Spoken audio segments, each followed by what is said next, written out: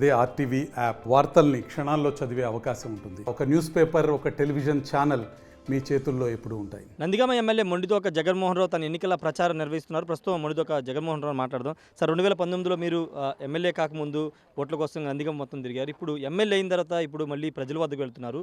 ప్రజల నుంచి ఎలాంటి స్పందన కనబడుతుంది? ఈ 5 సంవత్సరాల పనితీరు, ముఖ్యమంత్రి గారి పనితీరు కానీ, ఇక్కడ శాసనసభ్యుడిగా నా పనితీరు కానీ, ఈ పనితీరు మీదే మేము ముట్లుడుతున్నాం. మా పనితీరు ఎలా ఉందనేది మీరు 2019లో నందిగామని చూడండి, 2024లో నందిగామ చూడండి. రోడ్లు కావచ్చు, డ్రైన్లు కావచ్చు, ఏదైనా సరే, ఇంకా నందిగామకు సంబంధించినటువంటి ఆఫీసులు, ఆర్డీ ఆఫీస్ కావచ్చు, టౌన్ పోలీస్ స్టేషన్ కావచ్చు, కేంద్రీయ విద్యాలయం కావచ్చు, 100 బెడెడ్ హాస్పిటల్ కావచ్చు, ఇలాంటివన్నీ కూడా రాష్ట్ర ప్రభుత్వం ఇస్తున్నటువంటి అభివృద్ధి సంక్షేమ పథకాలతో పాటు నందిగామలో మేము ఏం చేయగలమో అవన్నీ చేయగలిగాం. అందులో భాగంగానే ఇవన్నీ కూడా ఇంక్లూడింగ్ మున్సిపాలిటీ అప్గ్రేడేషన్తో సహా. కాబట్టి ప్రజలకి ఈ అభివృద్ధి విజిబుల్గా ఉంది, కనపడుతుంది కళ్ళకు కట్టినట్టుగా. ఇంతకుముందు వాటర్ వస్తే, వర్షాలు వస్తే నందిగామంతా వాటర్లతో ఉండేది. ఇప్పుడు దాదాపుగా 7 కోట్ల రూపాయలతో డ్రైనేజీలు మెయిన్ రోడ్లో ఒక చుక్క నిలబడకుండా చేశాం. అదేవిధంగా రోడ్ల విస్తరణ కావచ్చు, ఇవన్నీ కూడా. సరే, అంటే ఇప్పుడు ప్రజలు మీ ఇచ్చిన సంక్షేమ పథకాలు ఓట్ల రూపంలో ఎంతవరకు టర్న్ అవుతాయి అనుకుంటున్నారు? ఖచ్చితంగా ఇప్పుడు మనం చేసిన పనితీరే కదా, పనితీరుని బట్టి మన పనితీరు బాగుందా లేదా, ముఖ్యమంత్రి గారి పనితీరు బాగుందా లేదా. మీకు చిన్న ఉదాహరణ చెప్తాను. మీకు వర్షాలు లేవు, మంచినీళ్ళు లేవు, వాటర్ ఉండదు. ఇది మేము ముందుగానే గ్రహించాం. ఎన్నికలు వస్తున్నాయి, మళ్ళీ తర్వాత ఎన్నికలు కూడా ఉంటుంది కాబట్టి ముందుగానే మేము మున్సిపాలిటీని అప్రమత్తం చేసాం. ఎండిపోతాయి కాబట్టి, మునేరులో నీరు లేదు కాబట్టి, నీళ్లు కావాలంటే మనం ఉస్తేపల్లి దగ్గర నుంచి ఆర్డబ్ల్యూఎస్ నుంచి వాటర్ తీసుకోవాలని అనుకోవడం, దాని ద్వారా పైపుల ద్వారా ట్యాంక్కి ఇచ్చి ట్యాంకర్ల ద్వారా ఇవ్వడం బద్ధంగా చేసాం. ఎందుకంటే వాటర్ డ్రై అయిపోయింది, అన్ని చోట్ల డ్రై అయిపోయింది. ఈ సందర్భంలో మున్సిపాలిటీకి వాటర్ ఇవ్వడం చిన్న విషయం కాదు. ముందుగానే ప్రాణాలు కలిసి ఒక 10 ట్యాంకర్లని ఖచ్చితంగా మీరు ఇలా పెట్టుకోవాలి, ఇలా ఇవ్వాలి, ఖచ్చితంగా మంచినీళ్ళు ఇవ్వాలని. ఇప్పుడు మేము ఉన్న ప్లేస్ ఉంది రైతుపేట, వాటర్ అంతా డ్రై అయిపోయింది. కాబట్టి ఇది ముందుగానే ఇట్లా ముందస్తుగానే మేము రాబోయే వాటిని ఊహించి ప్రజలకు ఇబ్బంది లేకుండా మంచినీళ్ళు ఇవ్వగలుగుతున్నాం.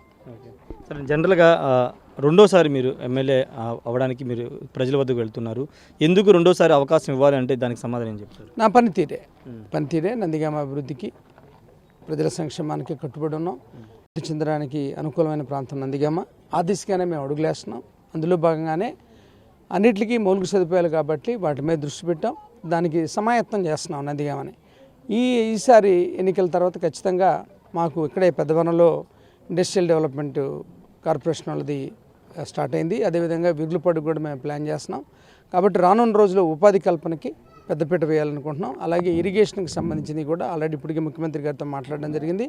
ఉన్న లిఫ్ట్ ఇరిగేషన్లు బాగు చేయడం, అదేవిధంగా మరీ ముఖ్యంగా వేదాద్రి ఎత్తిపోతల పథకాన్ని, కొత్త మోటార్స్ గురించి ముఖ్యమంత్రి గారితో మాట్లాడడం జరిగింది. అది కూడా ఈసారి పూర్తి చేస్తాం. అదేవిధంగా వెంకటమ్మ కట్టకు సంబంధించినటువంటి కొత్త ప్రాజెక్టు గుడిమెట్ల ఫేజ్ 3 అంటారు, అది కూడా స్టార్ట్ చేస్తాం. జనరల్గా పాజిటివ్ ఉన్న చోట నెగిటివ్ కూడా ఉంటుంది. మీరు అభివృద్ధి చేశారని చెప్తున్నారు, గతంలో ఎవరు చేయని విధంగా నందిని డెవలప్ చేశామని చెప్తున్నారు. కానీ మీ ప్రత్యర్థి గతంలో ఎన్నడూ లేని అవినీతిని ఇప్పుడు ఎమ్మెల్యే చేశారు అనే కామెంట్ వాళ్ళు చేస్తున్నారు.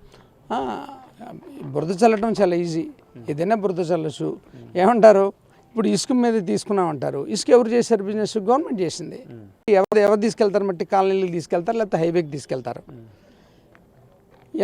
దీంట్లో అవినీతి చేయడానికి స్కోప్ ఏంటి? ఎంత చేసేయగలరు ఎవరైనా? అసలు ఏంటిది 300 కోట్లు? ఏంటిది డబ్బులా, లేకపోతే ఉరికినే పదమా? మీకు చిన్న ఉదాహరణ, ఇప్పుడు ఇక్కడికి వచ్చారు, మీరు ఈ కాలనీని చూశారు. స్వతంత్రం వచ్చిన తర్వాత కూడా ఇది ఎట్లే ఉంది. ఇలా ఉండడానికి ఈ జిల్లా పరిస్థితులలో పాపం ఇక్కడ ఉన్న వాళ్ళంతా బెదవాళ్ళు వీళ్ళంతా ఆక్యుపై చేసి ఉన్నారు. దీన్ని నెమ్మదిగా మేమేం చేసాం, ఫస్ట్ అసలు జిల్లా పరిషత్కి లెటర్ పెట్టాం, వీళ్ళకి పట్టాలు ఇవ్వండి, అంత చిన్న వాళ్ళు అని చెప్పాం. అలాగే దీనికి మౌలిక సదుపాయాలు కూడా ఇవ్వడం ఎంత ఇబ్బందో మీకు తెలుసు. ఎందుకని, ఇది జిల్లా పరిషత్ స్థలం కాబట్టి జాగ్రత్తగా పవర్ ఇవ్వగలిగాం. జాగ్రత్తగా రానున్న రోజుల్లో దీనికి ఇంకా మిగతాయన్ని కూడా చేయగలుగుతాం నెమ్మదిగా. అదేవిధంగా మీరు ఒకసారి ఆలోచిస్తే కనుక స్కూల్స్ తీసుకోండి, హాస్పిటల్స్ తీసుకోండి, పరిపాలన తీసుకోండి, సాధారణ పరిపాలనకు సంబంధించింది ప్రభుత్వం విప్లవాత్మకమైనటువంటి మార్పులు తీసుకొచ్చింది. ఎప్పటి నుంచో ఉన్నటువంటి స్కూల్స్ని వేళ కొత్తగా చేయగలిగాం. అదే హాస్పిటల్స్ చేయగలిగాం. అంటే ఏంటి, బేస్ నుంచి స్టార్ట్ చేస్తున్నాం మేము. కాబట్టి ఇప్పుడు మీకు కనపడచ్చు, చాలా కనపడచ్చు, ఎప్పటి నుంచో ఉన్నది. ఇది మీకు బెస్ట్ ఎగ్జాంపుల్ ఇదే. ఈ కాలనీ ఎంతకాలం నుంచి ఉంది? ఎంతో కాలం నుంచి ఉంది. ఇది ఎందుకు అయిపోతుందంటే దీని కారణాలు దీనికి ఉన్నాయి. ఇది జిల్లా పరిషత్ స్థలం అవడం, ఇక్కడ ఏది చేయాలన్నా ప్రభుత్వ పరంగా ఇబ్బందులు ఉన్నాయి. దాన్ని దాన్ని ముందు మనం చేయాలంటే దీనికి ఏం చేయాలి, వీళ్ళందరికీ పట్టాలు ఇప్పించాలి. పట్టాలు ఇప్పిస్తే తప్ప దీన్ని ముందు తీసుకెళ్ళాం. ఇదే విధంగా కంచిచర్లో కూడా ఉంది. దీన్ని మేము వచ్చిన కొత్తలోనే మొదట్లోనే రిప్రజెంటేషన్ ఇచ్చాం. సో జిల్లా పరిషత్ వాళ్ళ దగ్గర పెండింగ్ ఉంది ఇదంతా. ఇది చాలా చోట్ల ఇలాంటి స్థలాలు జిల్లా పరిషత్ ఆక్యుపై చేస్తున్నాయి. ఇప్పుడు ఇలాంటి వాటి మీద మనం మాట్లాడితే మనం చెప్పే పరిస్థితి. అదేవిధంగా మీరు ఇన్ని సంవత్సరాల నుంచి మరుగుడు పడినటువంటి రోడ్లు కావచ్చు, డ్రైనేజ్ కావచ్చు, వీటిని కూడా మేము ఎక్కడి నుంచి మొదలు పెడతాం, బేస్ లైన్ నుంచి మొదలు పెడతాం. అందుకనే 7 కోట్ల రూపాయలు కేవలం డ్రైనేజీలకే వినియోగించాం కేవలం. అలాగే రోడ్లు విస్తరణ నోచుకోలే. ఈ మెయిన్ రోడ్లన్నీ విస్తరణ చేసినప్పుడు మీ కళ్ళ ముందు కనపడుతున్నాయి. ఇవన్నీ రోడ్లు విస్తరించాం. అట్లనే ఖచ్చితంగా చేసాం డెవలప్మెంట్ని. జగన్మోహన్ రెడ్డి గారు ఎట్లయితే విద్యని, వైద్యాన్ని, పరిపాలనని, రైతులకు సంబంధించిన రైతు భరోసా కేంద్రాలు కావచ్చు, తద్వారా వచ్చే రైతు సేవలు కావచ్చు, ఎలా అయితే బేస్ లెవెల్ నుంచి చేసుకొస్తున్నారో అదేవిధంగా మేము కూడా నందిగామకి బేస్ లెవెల్ నుంచే, దీనికి కొంచెం సమయం పట్టినప్పటికీ త్వరితగతిన వేగంగా మేము చేసే పని కనపడుతుంది కాబట్టి ప్రజలు ఖచ్చితంగా మమ్మల్ని ఆశీర్వదిస్తారు. కాబట్టి దీనికే మేము కట్టుబడి ఉన్నాం. ఖచ్చితంగా మేము చేస్తున్నాం. ఇదే మేము చెప్పగలుగుతున్నాం కూడా. చాలామంది ఇది చూడండి, ఇప్పుడు ఇక్కడ వీళ్ళు కూడా అడుగుతున్నారు చూడండి మాదని. దీనికి కారణం ఏంటి? ఇది జిల్లా పరిషత్ స్థలం కాబట్టి ఇది ఎట్లా ఉంది, దీన్ని నెమ్మదిగా ముందు అన్నీ చేసి చేద్దామని. ఇలాగ ముక్కపాటి కాలనీలో కూడా ఒక కాలం ఉంది. కాలం మీద ఇల్లు కట్టుకున్నారు. అది ఎన్ఎస్పి కెనాల్. వాళ్ళు మౌలిక సదుపాయాలు అడుగుతారు. ఎన్ఎస్పి కెనాల్ మీద ఉన్న దానికి ఇవ్వగలమా మనం? ఇవ్వలేం. వాళ్ళకి మనం చెప్పినా వాళ్ళకి కాసింత త్వరగా అర్థం కాదు. నెమ్మదిగా ఇప్పుడు వాళ్ళకి అర్థమైంది. దాన్ని మళ్ళా నోటిఫై చేయాలి. నోటిఫై చేసిన తర్వాత ఇవ్వాలి, ఇచ్చిన తర్వాత చేయాలి. కానీ ఈ లోపల వాళ్ళని వదలకుండా మేము చేయగలిగినవి ఎలా చేయగలమో అలా చేయగలుగుతున్నాం ఖచ్చితంగా. సార్ 2019లో మీరు ఒక సింగిల్ పార్టీని అంటే టీడీపీని ఎదుర్కొన్నారు. ఇప్పుడు 3 పార్టీలు కలిసి కూటమిగా వస్తున్నాయి. అంటే వాళ్ళు ఖచ్చితంగా గెలుస్తాము, అందరి ఓట్లు మాకు పడతాయన్న చాలా ధీమాలు ఉన్నారు. మీకు ఒకటే, ఇన్ని పార్టీలు కలిసినాయి అంటే అర్థం ఏంటి? మేము బలమైన వాళ్ళం కాబట్టి ఇంతమంది కలిసి వస్తున్నారు. కాబట్టి మా బలం ఓటు రూపాయన ఖచ్చితంగా తెలుస్తుంది. ఈవేళ ప్రజల్లోకి ఎవరిని అడిగినా చెబుతారు. వైఎస్ఆర్ కాంగ్రెస్ పార్టీ ఏంటి, జగన్మోహన్ రెడ్డి గారు ఈ రాష్ట్రానికి ఏం చేశాడు అనేది ఎవరిని అడిగినా చెబుతారు. మేము బలమైన వాళ్ళం. ఇంకెంతమంది గెలిచినా ఏముంటుంది? అది ఇంపాక్ట్ ఏమి ఉండదు అంటారా జనసేన కలవడం వల్ల? ఖచ్చితంగా ఉండదని నేను భావిస్తున్నాను. ఎందుకని ప్రజలు ఎవరు అభివృద్ధి చేస్తారు, ఎవరు సంక్షేమాన్ని ఇస్తారు, మన బాగోగుల్ని ఎవరు చూస్తారు, మనకి విద్యను ఎవరు ఇస్తున్నారు, వైద్యాన్ని ఎవరు ఇస్తున్నారు, సాధారణ పరిపాలన, మన ఇంటికి ప్రభుత్వం వచ్చింది, మన దగ్గరకు వచ్చి ఏమేమి కావాలంటే అని అడుగుతున్నారు. సర్టిఫికెట్లకి ఆఫీసుల చుట్టూ తిరిగేవారు. ఇవాళ ఆ పరిస్థితి లేదు. పరిపాలన అంతా మన దగ్గరకు వచ్చింది. వీటన్నిటిని ప్రజలు ఎట్లా మర్చిపోరు. పొలిటికల్గా రకరకాలుగా మాట్లాడుతుంటారు అన్నీ. మీకు చిన్న ఉదాహరణ, ఈ రాష్ట్ర ముఖ్యమంత్రిని పట్టుకుని సైకో అంటున్నారు. సైకో అంటే ఏంటి? మానసికంగా స్థిరమైనటువంటి స్థితిలో లేని వాళ్ళని. అలాంటి వాళ్ళు ఇలాంటి పనులు చేస్తారా? చేయరు కదా. ఇన్ని మంచి పనులు, విప్లవాత్మకమైన పనులు, సాధారణ పరిపాలన కావచ్చు, విద్యా, వైద్యం, ఇవన్నీ కూడా ఇంతకుముందు కని విని ఎరుగునవి. ఇవన్నీ చేస్తున్నాడు ఆయన. అలాంటి ఆయన్నే అంటున్నారు వాళ్ళు. అలాంటి ఆయన్నే అంటున్నారు. ఇప్పుడు ఎవరైనా ఏం చేయాలి? ఎలక్షన్కి వచ్చినప్పుడు మేము మెరుగ్గా ఇవి చేస్తాం అని చెప్పాలా? ఆ పరిస్థితి లేదు ఇవాళ రాష్ట్రంలో. ఎందుకని? అసలు అవకాశం ఇవ్వలే జగన్మోహన్ రెడ్డి గారు. కాబట్టి ఏం చేయాలో తెలియక ఒక రాష్ట్ర ముఖ్యమంత్రిని ఇన్ని ఓట్ల మెజారిటీతో ప్రజలంతా గెలిపించి ఈవేళ బ్రహ్మరథం పెడుతుంటే అలాంటి వ్యక్తిని మీరేమంటున్నారు? సైకో అంటున్నారు. అంటే ప్రజలకు తెలియదు ఎవరేంటో? మీరు ఒక్కళ్ళే తెలివైన వాళ్ళ? ప్రజలకు తెలియదా ఇంతమంది ఎన్నుకున్న వాళ్ళని? మీరు ప్రజలు ఇచ్చినటువంటి విజయాన్నే మీరు తప్పు పడుతున్నారు. సార్ ఇంకొకటి, మీ దగ్గర ఆర్థికంగా చాలా బలంగా ఉన్నారు, డబ్బులు ఎక్కువ ఉన్నాయి, వాటిని ఇచ్చి ఓట్లు కొనాలనుకుంటున్నారు. నేను సామాన్యురాలని తంగిరాల స్వామి చెప్తున్నారు. వాళ్ళ కామెంట్ల మీద ఇప్పుడు చాలా మంచి మాట ఇది. మేము ఎదుర్కొంటుంది తెలుగుదేశం పార్టీని. ఎవరిని ఎదుర్కొంటున్నాం? తెలుగుదేశం పార్టీని. ఈ రాజకీయాలు, ఇప్పుడు నడుస్తున్నటువంటి రాజకీయాలు ఏదైతే ఆవిడ చెప్పారో దీన్ని తీసుకొచ్చిన వాళ్ళు ఎవరు? దీనికి నాంది ఎవరు? చంద్రబాబు నాయుడు గారు. ఇది జగమెరిగిన సత్యం. 2 తర్వాత 3 నిన్న చూసాం మనం. ఒక ఎన్ఆర్ఐ ఏం చెప్తున్నాడు? డబ్బులన్నీ తీసుకొచ్చి చక్కగా ఓట్లు, వెధవలు, మనకు ఓట్లేని వాళ్ళు ఎవరో, ఓట్లేని వెధవలు, వాళ్ళని ఎలాగోలాగా నయానో భయానో చేసి చేయమని చెప్తున్నారు. అసలు పోటీ చేసే వ్యక్తి, పోటీ చేసే పార్టీ. మేము ఇప్పుడు వ్యక్తిగతంగా అభ్యర్థిని ఎదుర్కోవట్లే. ఎవరిని ఎదుర్కొంటున్నాం? తెలుగుదేశం పార్టీని ఎదుర్కొంటున్నాం. దీనికి అన్ని వనరులు సమకూర్చేది ఎవరో? అన్ని వనరులు సమకూర్చేది ఎవరు? తెలుగుదేశం పార్టీ. ఆర్థికంగా బలమైనటువంటి పార్టీ. మేము ఎదుర్కొంటున్న దానిని ఆవిడ కాదు. కాబట్టి ఆర్థికంగా ఎవరు చిన్నవాళ్ళు? మేమే చిన్నవాళ్ళం ఆర్థికంగా. ఖచ్చితంగా మేమే చిన్నవాళ్ళం. కూడా మీ పార్టీ ఉంటుంది కదా? ఉంటుంది, నేను కాదనట్లేదు. కానీ వాళ్ళకి మాకు పోలిస్తే మేము సంక్షేమం, అభివృద్ధి, ప్రజల మనసులో స్థానాన్ని సంపాదించుకుని మేము ఎలక్షన్కి వెళ్తున్నాం. వాళ్ళు దేన్ని నమ్ముకుని చేస్తున్నారు ఎలక్షను? కేవలం దేన్ని నమ్ముకుని చేస్తున్నారు? డైరెక్ట్గా చెప్తున్నారు వాళ్ళు, పోల్ మేనేజ్మెంటు, డబ్బులు ప్రవహిస్తామని చెప్తున్నారు. దాని మీదే నమ్ముకుని ఉన్నారు. కాబట్టే ఎట్టబడితే అట్ట మాట్లాడుతున్నారు తప్ప మా పరిపాలన ఎలా ఉంటుంది, మేము ఇలా చేస్తామని చెప్పడం లేదు. వాళ్ళు ఆధారపడింది ఒకే ఒక దాని మీద ఏంటంటే ఆర్థిక దన్ను మీదే ఆధారపడి ఉన్నారు. సార్, ఇంకొక ముఖ్యమైన విషయం, మీరు సంక్షేమం అని చెప్తున్నారు. మీకంటే బెటర్ సంక్షేమం, మీకంటే అమ్మఒడి మీరు 15,000 ఇస్తే 20,000 ఇస్తాము, కుటుంబంలో ఎంతమంది ఉంటే అంతమందికి ఇస్తామని, వాళ్ళు మీకంటే ఎక్కువ సంక్షేమం చేస్తాము అని చంద్రబాబు కానీ పవన్ కళ్యాణ్ కానీ ప్రచారంలో చెప్తున్నారు. కాన్సెప్టే. దీన్ని బట్టి ఏమర్థమైంది మనకి? వాళ్ళకి కాన్సెప్ట్ అర్థం కాలే.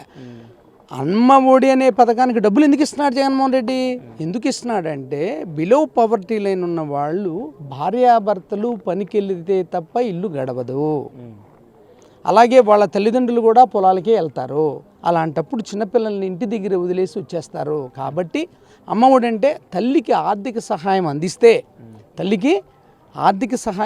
ఆ తల్లి ఏం చేస్తుంది? పొలం వెళ్లకుండా పిల్లల దగ్గర ఉండి చూసుకొని, ఎందుకంటే ఈ డబ్బులు ఉంటాయి కాబట్టి దీంతో వాళ్ళకి కావాల్సినవన్నీ తీసుకుంటారు కాబట్టి, కొనుక్కోగలరు కాబట్టి ఆవిడ దగ్గరుండి పిల్లల్ని బడికి పంపిస్తుంది. ఆలనా పాలన చూస్తుంది. అమ్మ ఒడి ఏంటంటే ఒడిలో బిడ్డని ఎట్లా చూస్తుంది తల్లి, అట్లా పిల్లలు వాళ్ళ పనులు వాళ్ళు చేసుకునే వరకు తల్లి ఇంటి పట్టునే ఉండి వాళ్ళ బాగోగులను చూసి పిల్లలు చదువుకోవడానికి ఆర్థికపరమైన ఇబ్బంది ఇలా బిలో పవర్టీ లైన్ వాళ్ళకి ఉండకూడదు. కాబట్టి వాళ్ళకి బట్టలు, పుస్తకాలు వీటితో పాటు అంతర్జాతీయ స్థాయిలో ఉన్నటువంటి విద్యను ఇవ్వడం. కాన్సెప్ట్ ఏంటి? ఒక పిల్లాడైనా ఇద్దరు పిల్లైనా తల్లింటి దగ్గర ఉంటే ఏం చేస్తుంది? ఇద్దరిని చూసుకుంటుంది చెప్తున్నారు. కాదు, అదే మీరు చేసేది. అది ఈ డబ్బుల ద్వారా తల్లి ఇంటి దగ్గర ఉండి ఒకళ్ళైనా ఇద్దరైనా ముగ్గురైనా పిల్లల్ని పంపుకుంటుంది. ఇది అసలు ఒరిజినల్ కాన్సెప్ట్. తల్లి ఇంటి దగ్గర ఉంటే పిల్లల్ని బాగా చూసుకుంటుంది కాబట్టి, చిన్న వయసులో ఉన్న పిల్లల్ని. కాబట్టి తల్లికి ఆర్థిక సహాయం ఇవ్వాలనేది జగన్మోహన్ రెడ్డి గారి కాన్సెప్ట్. ఇది అసలు ఒరిజినల్ కాన్సెప్ట్. గర్భం దాల్చిన తల్లి దగ్గర నుంచి డెలివరీ అయ్యే వరకు కూడా, డెలివరీ అయిన తర్వాత కూడా వాళ్ళకి ఏం చేయాలో అదంతా ప్రత్యేక శ్రద్ధతో మనం చూడగలుగుతున్నాం. ఎందుకని సార్ ఇంకొక అంటే ముఖ్యమైన విషయం, మీరు ఎమ్మెల్యేగా ఉన్నారు, కానీ ప్రతిపక్షాలు ఒక ఆరోపణ చేస్తూ ఉన్నాయి. ఎమ్మెల్యే మునిదోక జగన్మోహన్ రావు కాదు, ఆయన సోదరుడు మునిదోక అరుణ్ కుమార్, మొత్తం అంతా ఆయన నడిపించేదని ఒక కామెంట్ వాళ్ళు చేస్తూ ఉంటారు. మునిదోక అరుణ్ కుమార్ గారు ఇప్పుడు కాదు, 2014 నుంచి 2019 వరకు సెక్రటరీగా పనిచేశారు. 2019 తర్వాత ఫారెస్ట్ డెవలప్మెంట్ కార్పొరేషన్ చైర్మన్గా చేశారు. ఇప్పుడు ఎమ్మెల్సీగా ఉన్నారు. అదేవిధంగా ఉమ్మడి కృష్ణా జిల్లా ఎమ్మెల్సీగా ఉన్నారు. దాంతోపాటుగా ఎస్సీ విభాగానికి స్టేట్ అధ్యక్షుడిగా ఉన్నారు. దానికి తోడు నా తమ్ముడు. కాబట్టి ఖచ్చితంగా నాకు సాయం చేస్తాడు. సాయం చేయకుండా ఎట్లా? ప్రతి వాళ్ళు వ్యక్తిగతమైన వాళ్ళని, వాళ్ళకి తెలిసిన వాళ్ళని పెట్టుకుంటారు. నాకు మా తమ్ముడు ఉంటాడు. మేము మాట్లాడుకోకుండా ఏది చేయం. ప్రతి పని మేము మాట్లాడుకుంటాం. నాకు బాగా సపోర్ట్ కదా, అది మాకు అడ్వాంటేజ్. మా అరుణ్ కుమార్ గారు ఎమ్మెల్సీ, స్టేట్ ప్రెసిడెంట్, ఇవన్నీ యాడెడ్ అడ్వాంటేజ్. ఈ రెండు కాకపోయినా కూడా ఖచ్చితంగా మేము కలిసే పనిచేస్తాం. ప్రతి నిర్ణయం మేము చర్చిస్తాం. నేనేం చెప్తే అదే అరుణ్ కుమార్ గారు చేస్తారు. మా లైన్ అంతా పార్టీ లైన్. జగన్ గారు ఏం చెప్తే అది నేను చెప్తాను, అదే చేస్తాం. ఫైనల్గా ఎలా ఉండబోతుంది? 13వ తారీఖు మే 13 ఎన్నికలు జరగబోతున్నాయి. ఎలాంటి నమ్మకంతో ఉన్నారు? ఖచ్చితంగా వైఎస్ఆర్ కాంగ్రెస్ పార్టీ గెలుస్తుంది. ఎందుకు గెలుస్తుంది అంటే విద్య, వైద్యం, సాధారణ పరిపాలన, రైతులకు సంబంధించి మేము చేయగలిగింది పిక్చర్ పర్ఫెక్ట్గా చేయగలిగాం. అదేవిధంగా ఈ 5 సంవత్సరాల్లో మేమేం చేసినా కూడా ట్రాన్స్పరెంట్గా చేసాం. దాదాపుగా డీబీటీ, నాన్ డీబీతో డబ్బులు, మేము ఇచ్చిన డబ్బులు డైరెక్ట్గా వాళ్ళ అకౌంట్స్లో పడ్డాయి. ఇది 5 సంవత్సరాల్లో బడ్జెట్ మీరు తీసుకుంటే దాదాపుగా 40% డైరెక్ట్గా వాళ్ళకి వెళ్ళిపోయింది. ఇంకా 60% తోటి మిగతా పనులన్నీ చేసాం. గవర్నెన్స్ కావచ్చు, ఏదైనా కావచ్చు. ఇంత ట్రాన్స్పరెంట్గా చేసిన తర్వాత పబ్లిక్కి తెలియదా? ఇంత ట్రాన్స్పరెంట్గా చేసిన తర్వాత పబ్లిక్కి ఎందుకు తెలియకుండా ఉంటుంది? ఖచ్చితంగా వీళ్ళు ఆరోపణలు చేయడమే, అది చేయడం. నా మీద కనుక ఇసుక మీద, మట్టి మీద డాక్టర్ గారు వాళ్ళు డబ్బులు సంపాదించేశారని, ఇప్పుడు ఆ డబ్బులతోటే మీరు అన్నట్టు మేము ఎలక్షన్ ఏదో గట్టిగా చేసేస్తామని అనేది వీళ్ళ ఉద్దేశం. అది థ్యాంక్ యూ సార్. మొత్తంగా అయితే ఖచ్చితంగా ప్రభుత్వం చేసినటువంటి సంక్షేమ అభివృద్ధి పథకాలే మళ్ళీ గెలిపిస్తాయని మొండిదొక జగన్మోహన్ రెడ్డి చెప్తున్నారు. గతంలో ఎవరూ చేయని విధంగా నందిగామను అభివృద్ధి చేసాం, అభివృద్ధి ఓట్ల రూపంలో తిరిగి తమను ఎమ్మెల్యేగా గెలిపించేలా చేస్తుందని చెప్తున్నారు. రాష్ట్ర వ్యాప్తంగా జగన్మోహన్ రెడ్డి చేసిన సంక్షేమ పథకాలు ఎవరూ చేయలేదని మొండిదొక జగన్మోహన్ రెడ్డి చెప్తున్నారు. కెమెరా పర్సన్ ప్రసాద్తో రాయ్ షార్ట్ టీవీ, నందిగామ నుండి. నమస్తే అండి. ఇది వ్యాపారం గురించి కాదు, ఓటు గురించి. ఎన్నికల్లో ఓటు వేయడం మన హక్కు మాత్రమే కాదు, కర్తవ్యం. ఎంతో మంది మహా నేతలు శ్రమించి ప్రాణత్యాగం చేసి ఈ అవకాశాన్ని మనకిప్పించారు. అందరూ ఓటు వేద్దాం, ఎందుకంటే ఓటు హక్కు ఊరికే రాదు. నా ఓటు ఎవరికో తెలుసా? అది సీక్రెట్ అండి.